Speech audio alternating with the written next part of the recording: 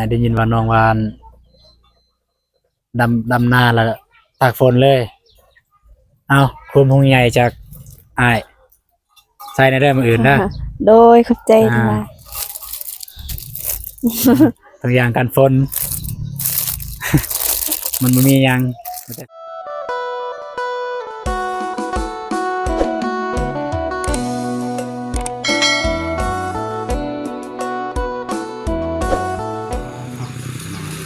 เมฆหมอก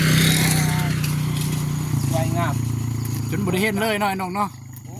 บ่เห็นเลยพี่น้องเอ้ยหน่วยผู้เลยอยู่นี่ บ่ได้เห็นน้อย แต่บ่ ผู้ เห็น เลย หยัง อยู่ เลย นี่ พี่น้องเอ้ยโอ้ยเนาะ โดยสิเดินทาง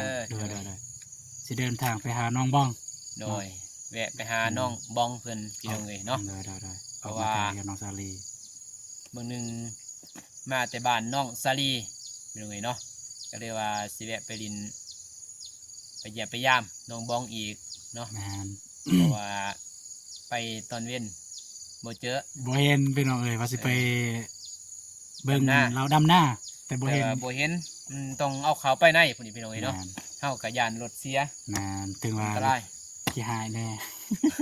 ขี้ห้ายก็ย่านได้พี่น้องเอ้ยเนาะ เอ้า ซ้ำสิได้มา ก่อนเดินทางกับทักทายสบายดีเด้อสบายดีพ่อแม่พี่น้องหมดสุขสุขคนยินดีต้อนรับ2อาตูนแสนงคือเก่าพี่น้องเนาะเป็นจะได้ในการเดินทางก็จะอัปเดตไปเรื่อยๆเป็นระยะถ้ามีหยังก็สิบ่ถ่ายถ้ามีก็สิถ่ายพี่น้องเอ้ย แต่ เนาะ มันงามเนาะ เลย มีวิวให้เว้าวิวเว้า ในกล่องนี่จะเห็นเนาะแต่ตัวจริงบ่เห็นเลย บ่เห็นนี่ นี่ ตัวจริงนี่บ่เห็นนี่ในกล่องสิเห็นนี่ นี่ เปิดมายังเห็นเนาะสูงยังเห็นไปโอเค ไปเดินทางเขาใส่หมวกพี่น้องเลยเนาะบ่ตูนก็ได้เสื้อกันฝนให้น้องบ้องเพราะว่าเพิ่นดำหน้าพี่น้องนี่เพิ่นดำหน้าก็เลยบ่ตูนได้เสื้อกันฝนไปให้ บ่ได้เจอเพิ่นบอนดำหน้าโอเคไม่แต่ว่าสิไปให้อยู่เฮือนเลยพี่น้องเอ้ยไป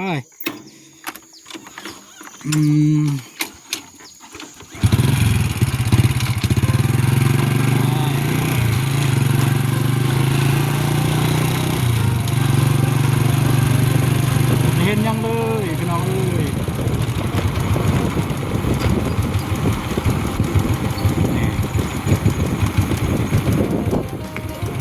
เห็นยังเลยมืดตึ๊บปกติเป็นผู้พี่น้องประเทศนี่วิวทัศน์งามอันนี้บ่เห็นเลยกิโลเลยพี่น้องเลย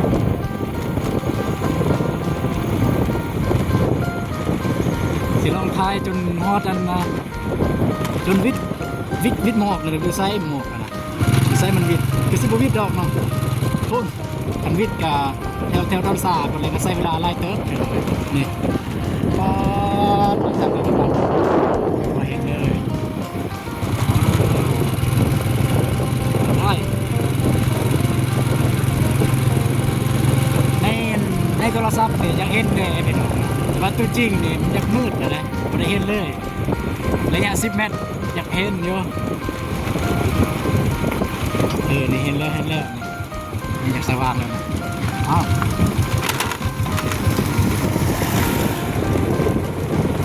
ใหญ่พอสาวเลยรถใหญ่ไปหน่อยทีมงานเขาเป็นใครจะโค้งสิได้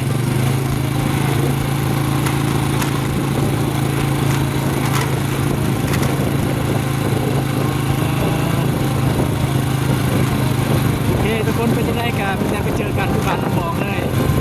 ขอบคุณกับสียุ่งคลิปคนนี้ก่อนไปเจอกันทุกคนเลยอันน้องบ้องไม่ได้อยู่บ้านกันได้สิทาแล้วเจ้าหน่อยเนาะโอเคไปน้องเลยสีหยุดคลิปเพียงเท่านี้ก่อนเจอกันบ้านน้องบ้องแต่ไปเจอกันในบ้านน้องบ้องเลยไปน้องเลยเนาะไปเห็นน้องบ้องมาแต่สวนไปน้องมาแต่ดำหน้าไม่แม่นแต่สวนเมื่อวานนี่ก็เห็นมื้อนี้มาก็เห็นพี่น้องเอ้ยเดี๋ยวสิตามไปฮอดเฮือนเราเลยพี่น้องเอ้ยต้นกับบ่มีหยังพี่น้องเนาะแท็กซี่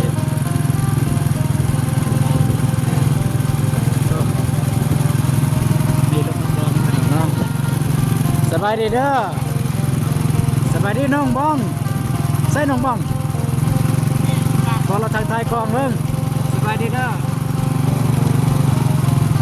สบายดี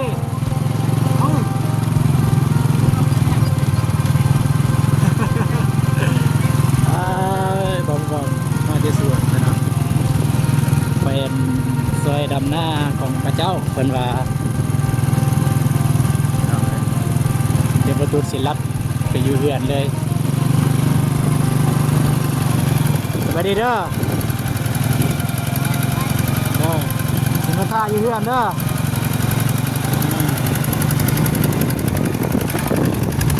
มาแล้วพี่น้องเอ้ยน้องบองมาแล้วมาทางนี้เลยมาทางนี้เลยน้องบองมาแล้วพี่น้องเอ้ยแน่น้องบอง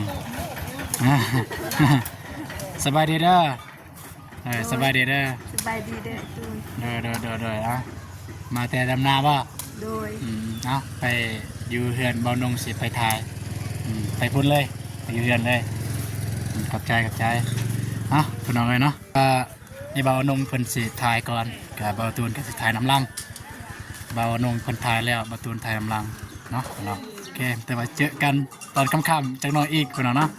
ก็สิหยุดกล่องก่อนโอเคพี่น้องเนาะแต่ทางบ่าวนงเพิ่นบอกแล้วก็บ่าวตูนสิเข้าไปหาเนาะถึงแม้ว่าทีมงานเฮาก็มานํกันแต่ว่าก็คนละเวียกพี่น้องเอ้ยเพิ่นว่าสบายดีหลายเด้อเด้อ โอ้ยสบายดี เด้อเนาะไทยสบายดียามแรงๆเด้อ เด้อ ว่าจะเป็น FC ทั้งลาวทั้งไทยต่างประเทศเนาะ เด้อ เอาสู่ช่องเราตูนชาแนล เข้าใจ ถ่ายติดตาม เด้อ ใหญ่ไปเนาะข่าวเรือเบาหนายเนาะ แมน เราก็เฮ็ดคิดความสามารถที่เซ็กซี่เชื่อมันนั่นแหละแล้วก็ใหญ่เพิ่นเนาะ เด้อ พยายามช่วยเหลือเกี่ยวกับสังคมในการคนทุกคนยากให้ดีที่สุดเนาะ แมน ที่เราตั้งไม้ไว้แต่ละมิตรนั่นแหละเอาตั้งความหวังเพิ่นว่าเพื่อจะช่วยเหลือก็คือช่วยสุดใจเนาะ แมน โอเคจะเดินทางจำก่อน สิกลับแล้วยินว่าสิไปใส่เกาะเมื่อกี้นะสิ นี่วะ กลับแล้วเปล่ามีเวียกันยังเลย มีเวียกเมียเฒ่าแล้วบ่สบาย อ๋อแต่สบายโดย แต่ว่าตอนนุ่งบ่ได้ทายลูกเลยเนาะเฒ่าก็บ่สบายแล้วก็มันก็เลยว่าเมื่อแต่เวียนแน่ เด้อ สิพาเพิ่นไปของหมอเป็นยังหั่นนะสักยากเลยเนาะก็ตูน เด้อ ไม่เคยใกล้นะ เฮาอยู่ไกลใครแน่แล้ว เอาแวะไปหาทางน้องเพิ่นเนาะ เด้อ จังหน่อยเจอกัน มื้ออื่นเจอกัน มีอย่างเนาะไปเสร็จ เสร็จหา แต้มกัน เด้อ โอเค โอเคก็ซั่นก็น้องก็ไปหาน้องบองกัน โอเค เด้อเนาะโอเคก็สิไปเอาธงมันนี่ก่อนก็เทินได้ซื้อให้น้องเลยว่าเด้อว่าสิแวะไปหาน้องตอนน้องดำนาเนี่ย ทำมือน้ำหน้าจังเลยครับเฮ็ดบ่ดาว ดำนา เห็นบ่ได้ใส่เด้อเจอนะ แมน กันตะบนเหมือนกันเอา แมนถ้าเมื่อวานนี่เลยโอ้แข่งฝนเลยโอ้ยจนเลยเนาะก็เลยซื้ออันนี้มาให้เอกจันน้องไปหาน้องบองก่อนเด้อเด้อไปพี่น้องเนาะก็ทางไอ้นงเพิ่นกับเมื่อก่อนบ้านไกลแด่แล้วก็แม่เฒ่าเราบ่สบายแด่เนาะอยากไปห้องหมอก็คือเก่าพี่น้องเอ้ยก็มาหาทางน้องบ้องเพิ่นก็มาเยี่ยมมายามเพิ่นพอดีมาแต่ทงวายเมื่อกี้นี่ก็เห็นนำทางพี่น้องก็ได้เห็นแล้วได้ทำมาเรือนเลยประตูนชายทางเบานงเพิ่นถ่ายทำก่อนจะมาเบิ่งทางอันนี้คือเก่าพี่น้องทางเบานุ่งเพิ่นก็ได้มาแจ้งข่าวดีให้น้องพี่น้องเนาะแต่ว่ามื้ออื่นเราถามเบิ่งนํกันว่าแม่นอีหยังของที่ข่าวดีของเบานุ่งแล้วก็ สบายดีน้องบ้องเฮ็ดหยังอยู่โอ้เอาอยู่ไสโอ้เฮ็ดหยังก็กินข้าวบ่ บ่ ฮะ บ่ มันยังติดมือกันเอามันกินข้าวอาจารย์น้องไปกินข้าวซะสัน เนาะ ฮะ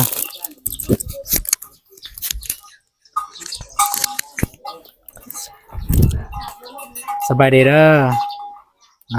ข้าวติดมือตามพี่น้องโดยสบายดีเด้อไอ้ตูนแล้วก็สบายดีพ่อแม่ผู้ใหญ่ใจบุญทุกท่านแล้วก็สบายดี FC ฟังไทยฟังลาวหรือว่าอยู่ต่างประเทศหรืออยู่ในบ้านเฮาก็ขอสวัสดีสบายดีหมดทุกคน เด้อน้องกินข้าวป่ะ บ่ เอาดีๆกันกินข้าวแต่ ให้น้องไปกินเขาว สิเกลือเป็ด ซื้อเกลือเป็ด โดย คือเขาติดมือซะอ่า เลี้ยงเป็ดนี่แหละ เกลือเป็ด โดย ไปสันพี่น้องเนาะไปพี่น้อง อ่ะ ว้าน้องเข้าไปเมื่อกี้เนี่ยบ่ให้ว่าแบบว่าไม่นำน้องอ้าวลงมาได้เห็นน้องพี่น้องเนาะ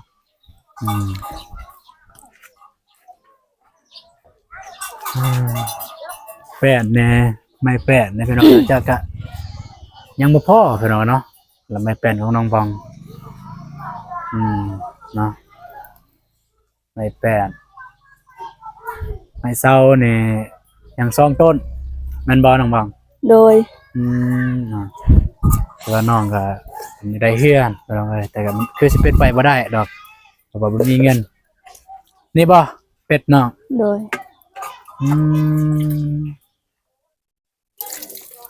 เป็ดกำลังแผ่บ่โอ้เป็ดกำลังแผ่พี่น้องพุ่นออกไข่แล้วบอกเป็ดเนี่ยบ่บ่น้องบองเป็ดออกไข่แล้วว่ายังวะ ยัง พี่น้องนะ มันเดือดตัวผู้ คือกองไว้จังสีบ่ยานมีงูมีกี่เข็บบ่14ว่าบ่ให้กองฟืนจังสีเด้อนี่ๆๆเพิ่นว่ายานมีงูมีกี่เข็บมานอนมาอาศัยเพิ่นว่าเนาะ บ่มีบอนไว้ มันไหวบ่ โดย เอ้า อือฮึ เข้าใจ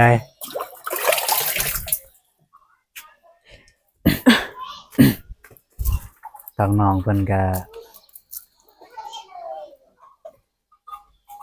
เกลือเป็ดไปเรียนเพิ่นมาที่สวนปุ๊บทีมงานเฮาก็นำมาฮอดเฮือนเลยคือมื้อวานนี่แหละน้องสิเฮ็ดเวียกหยังก็บ่ทันแล้วบัดนี้ ทีมงานเฮาก็มาก่อนเลยมาหาน้องพี่น้องเนาะจักโตเป็ดน่ะ หะ เป็ด5โตบ่ โดย อืม ครบครอบครัวนะ ต้นซื้อนี่จักโต ตัวเดียวดูให้นะ ไฟให้ อะ เขาเอาให้บ่หรือว่าซื้อเอา เขาให้ อ๋อเขาให้ตัวหนึง โดย ประเดี๋ยวมาแพร่เนาะ โดย มาแพร่ได้จักโต ตัวหนึ่ง อ้าวมาแพร่ได้จักโตแล้วแต่มาแพร่ได้ขั้นต ได้ อน หลายตัวแต่วันเสียแล้ว เสียหรือว่าตาย ตาย อ๋อ ตายแต่ว่าบ่อยากเว้าตายนะ แล้วก็ตายนั่นแหละเขาเอิ้นว่าตายเสียก็แบบว่าเสียแล้วว่า มันไปแล้วบ่เห็นเลยอย่างนี้เสียแต่ยังมันคือรถเสียใช่ไหมโอ้รถคอยเสียจักอยู่ไสเนาะคอยว่าอยู่นี่นะเมื่อกี้นี่อันนั้นเสียใส่อันนี้บ่ โดย เอาเกลือเลยพี่น้องอะเนาะน้องบองเกลือเป็ดเป็นว่า ปิ๊บ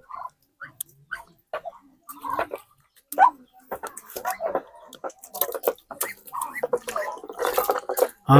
ที่เขาติดมือเมื่อกี้นี่เฮ็ดอันนี้บ่ โดย น่ะบ่ตูนเลยเกดว่าน้องกินข้าวพี่น้องอะเนาะ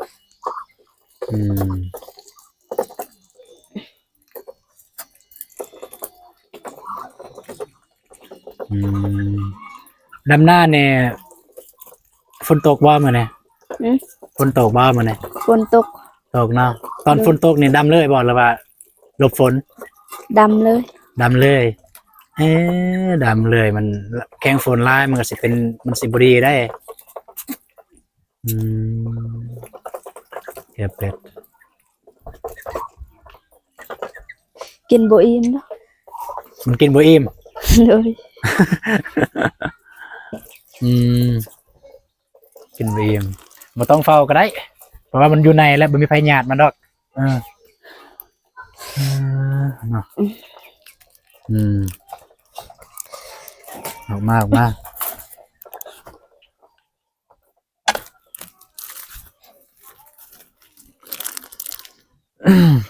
หลังบ้านของน้องก็ลองเลยดินก็พวกน้องในแต่ใสดินเหือนในแต่ใส ดินเหือนในแต่ใสได้บ่แต่สอบแต่กระสอบนี่ กาย ประมาณแต่กระสอบเนี่ยบ่ โดย หรือว่าแตนตะนางหั่น แต่ตะนางหัน แต่ตะนางหั่นมาใส่ นะ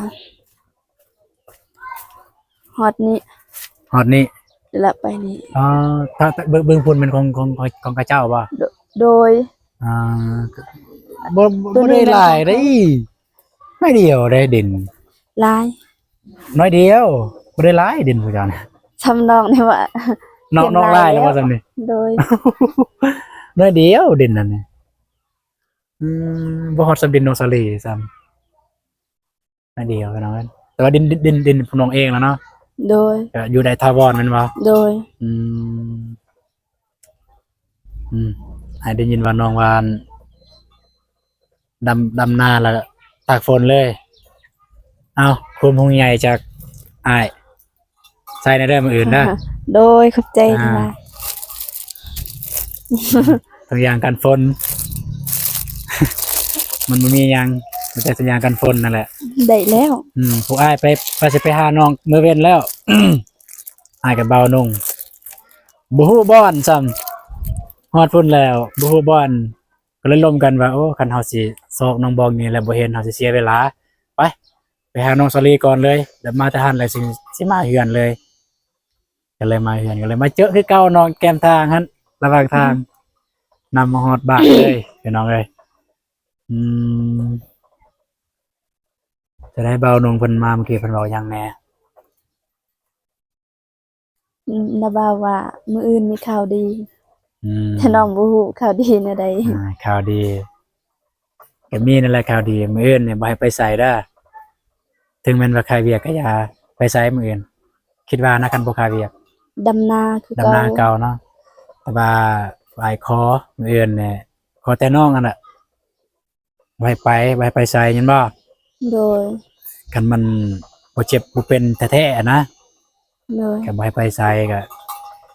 บ่ฮู้ว่าพวกอ้ายสิมาตอนจักโมงแต่ก็ได้มามื้ออื่นนี่แหละก็สิได้มาหาน้องคืออยู่นี่แหละเนาะน้องบ้องแค่แน่แล้วบ่เอื่อยเด็กบ้วนแค่แน่แล้วบ่ น้องบ่ได้ถาม บ่ได้ถามเนาะมื้อนี้ได้ไปห้องหมอบ่ บ่ ได้ไป บ่ไปแล้ว อืม มันได้เอื้อยมาถาม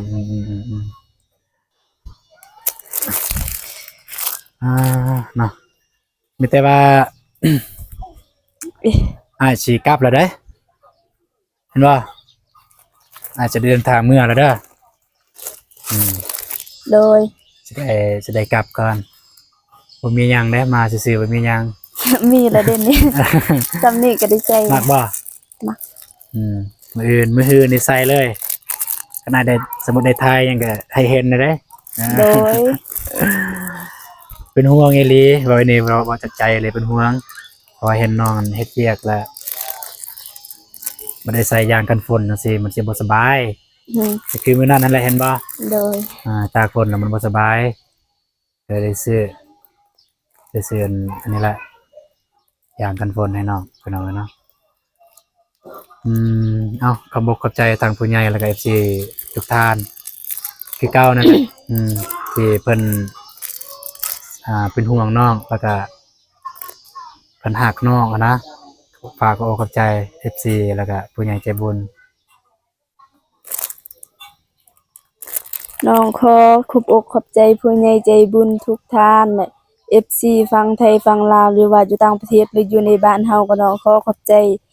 ที่เป็นห่วงน้องที่เอ็นดูเมตตาน้องมาตลอดที่ให้กำลังใจน้องมาตลอดเลยช่วยเหลือน้องส่งเงินให้นะขอให้อยู่ดีมีแรงความเจ็บอย่าสุได้ความไข้อย่าสุมีปรารถนาสิ่งใดก็ขอให้ได้สิ่งนั้นสมการปรารถนาหรือเฮ็ดธุรกิจหยังก็ขอให้ราบรื่นนอนให้ได้มื้นตื่นให้ได้เงินแสนเฮงๆปังๆตลอดปีตลอดชาติเด้อพ่อเด้อแม่เด้อ FC และไอ้ตูนนำ เลย สาธุ เลยซะเถอะ FC ถามว่าน้องคือยิ้มตลอดยิ้ม FC หนึ่งตอนพวกอ้ายมาแหละ แม่นบ่ โดยปกติน้องบ่เคยยิ้มบ่มีหมู่ลิ้นนำ มันมีโมลินนะ พวกอ้ายมาน้องก็ดีใจ อ่าถ้าสังเกตเบิ่งดีๆน้องบองนะรอยยิ้มกับสายตามันต่างกันเลยเด้อ FC ผู้ใดสังเกตแบบเบาตูนนะเม่นมาเลย สังเกตเบิ่งดีๆรอยยิ้มน้องบองกับแววตา มันแตกต่างกันอะไรและรอยยิ้มมันบ่งบอกหยังแววตาบ่งบอกหยังเม่นมาเลย FC เนาะอืมก็คือเก่าพี่น้องเอ้ยก็ไม่แต่ว่าฝากเนาะฝากทางน้องบองเด็กกตัญญูผู้น่าสงสาร โด ผู้ ย ที่น่ะก็สำหรับเสาหลักครอบครัวนี่แหละพี่น้องเอ้ยถึงแม้ว่าน้องอายุน้อยอยู่ในเฮือนก็ตามแต่ว่าเรื่องการเฮ็ดเวียกเฮ็ดงานก็อาศัยแต่น้องเป็นหลักเฮ็ดเวียกเฮ็ดงานที่ไปเฮ็ดเวียกเนี่ยรับจ้างบ่ดำนาเนี่ย บ่ บ่แม่นรับจ้างเนาะเป็นแนวใดแหละ ขอแฮง อ๋อเฮ็ดไปเอาแฮง โดยเพราะว่าทางครอบครัวน้องบ่มีไผเฮ็ดเวียกอะนะแต่ถ้าละบางมื้อก็ไปช่วยถ้าว่าพวกพี่น้องอยากส่งแฮงก็ไปแต่ว่าบ่ส่งน้องก็เต็มใจช่วย เนาะคือแบบที่ไปแต่ละเทื่อเนี่ยบ่แม่นว่าไปรับจ้างเอาข้าวเอาน้ำเอาเงิน บ่ แต่ว่าเป็นการแบบว่าไปช่วยแล้วก็ถ้าพี่น้องก็สมมุติว่าทันเขาก็มาซอยคืน โดย แนวนั้นโอ้เพราะว่าน้องตัวคนเดียวก็น้องเนาะเอ้าอ้ายก็จะได้กลับแล้วเด้อ โดย โดยเอ้าอ้ายขอไม่คืนจะได้กลับแล้วได้อบัดนี้เด้อ โดย เด้อกลับกันเด้อบ๊ายบาย เดินทางปลอดภัย เด้อพี่น้องเนาะก็ บ่มีหยังมากมายพี่น้องเอ้ยก็มาหาน้องบองมื้อนี้ก็แต่เอาทุกอย่างกันฝนมาให้เนาะแล้วก็ไอ้บ่าวนงเพิ่นมาแจ้งข่าวดีให้น้องแต่ยังบ่ทันได้เฉลยว่าแม่นอีหยังแต่รอท่าติดตามเบิ่งมื้ออื่นพี่น้องเนาะติดตามเบิ่งคลิปมื้ออื่นของไอ้บ่าวนงหั่นมีแม่นอีหยังข่าวดีของอันน่ะของไอ้นงเพิ่นเนาะสำหรับคลิปนี้บ่าวตูนก็ขออวยชัยให้พรทั้ง FC ทุกท่านแล้วก็ผู้ใหญ่ใจบุญทุกท่านเนาะที่ติดตามชมคลิปโอตูนแต่ต้นจนจบจะได้ก็ขอให้ FC ทุกท่านแล้วก็ผู้ใหญ่ใจบุญจงมีสุขภาพแข็งแรงอายุมั่นคนยืนปรารถนาสิ่งใดก็ขอให้ได้สิ่งนั้นเนาะพอๆกันใหม่คลิปนี้บ่าวตูนสิขอจบคลิปเพียงเท่านี้แต่ว่าเจอกันคลิปต่อไปคลิปนี้บ่าวตูนขอกล่าวคำว่าสบายดีเด้อเนาะมันค่ำแล้วพี่น้องเอ้ยเนาะก็แสดงเมื่อบ่าวตูนก็มีเวียกได้อยู่บ้านเนาะบ๊ายบาย